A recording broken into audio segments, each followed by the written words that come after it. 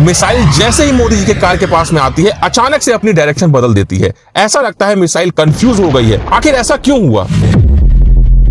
आज मैं 3D animation से दिखाऊंगा एक ऐसा खतरनाक सिक्योरिटी कंपैरिजन जिसमें एक तरफ है इंडिया के सबसे अमीर आदमी मुकेश अंबानी और दूसरी तरफ है इंडिया के प्राइम मिनिस्टर नरेंद्र मोदी, जिनकी महीने की सैलरी लगभग 1,60,000 रुपए है। वहीं मुकेश अंबानी 1,60,000 रुपए 4 से 5 सेकंड के अंदर ही कमा लेते हैं। मुकेश अंबानी के पास है मर्सिडीज बेंज S680 गार्ड, जो कि एक 10 करोड़ की कार है, और उसके सामने खड़ी है मोदी जी की car Mercedes Maybach S650 guard, जो कि एक 12 करोड़ की कार है। दोनों ही गाड़ियां बुलेट प्रूफ, ब्लास्ट प्रूफ और हाई लेवल के आर्मर्ड प्रोटेक्शन के साथ में आती हैं। ये गाड़ियां कितनी सेफ हैं, इसकी टेस्टिंग करने के लिए हमारे पास 3 वेपन है। सबसे पहले AK-47, उसके बाद में एक RPG लॉन्चर और तीसरा सबसे खतरनाक FGM-148 जेवलिन मिसाइल, जो कि बड़े बड़े टैंकों के पर खच्चे उड़ा देती है। अब इन तीनों वेपन्स की जब गाड़ियों पर टेस्टिंग होगी तो गाड़ियों का क्या हाल होगा, उसमें बैठे लोग कितने सेफ रहेंगे। टेररिस्ट ने अपना टारगेट सेट किया और उसने AK-47 सबसे पहले मुकेश अंबानी के गाड़ी पर चलाई। गोली जैसे ही कार के कांच से टकराई वो सीधे जमीन पर गिर गई।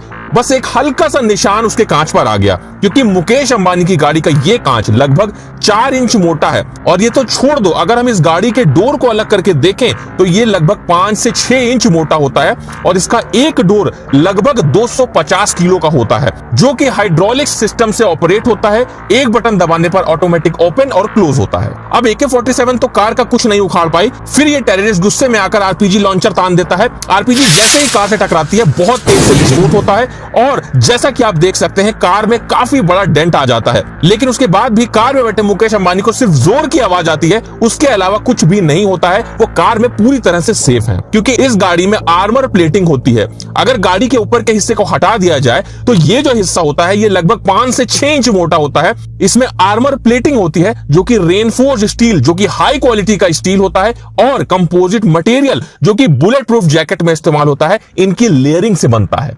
ये देखने के बाद में टेररिस्ट बिना टाइम वेस्ट किए अपना सबसे खतरनाक वेपन FGM-148 जेवलिन मिसाइल को सीधा मुकेश अंबानी की गाड़ी पे फायर कर देता है। अब इस मिसाइल से कार पे क्या असर पड़ता है ये जानने से पहले तुम एक बात को समझ लो कि FGM-148 जेवलिन मिसाइल एक ऐसा खतरनाक वेपन है जिससे फाइटर टैंक भी पूरी तरह से डिस्ट्रॉय हो जाते हैं। ये मिसाइल जैसे ही मुकेश अंबानी की कार से टकराती है बहुत जोर का विस्फोट होता है और कार बहुत बुरी तरह से डैमेज हो जाती है। लेकिन अब भी मुकेश अंबानी को कुछ नहीं होगा, क्योंकि कार के अंदर के सारे एयर बैग्स ओपन हो जाते हैं, जिससे इस ब्लास्ट का पूरा इंपैक्ट एयर बैग पर होता है। मुकेश अंबानी पूरी तरह से सेफ रहते हैं। तो क्या लगता है मोदी जी के कार पे इन वेपन्स का क्या असर होगा? जैसे ही टेररिस्ट ने AK-47 मोदी जी के कार पर चलाई, कार को कुछ भी नहीं हुआ। RPG लॉन्चर चलाया, तब भी कार को कुछ भी नहीं हुआ। अब टेररिस्ट गुस्से में आकर जेवलिन मिसाइल उठाता है और सीधे मोदी जी की कार पर फायर कर देता है। मिसाइल जैसे ही मोदी जी के कार के पास में आती है अचानक से अपनी डायरेक्शन बदल देती है। ऐसा लगता है मिसाइल कंफ्यूज हो गई है। आखिर ऐसा क्यों हुआ?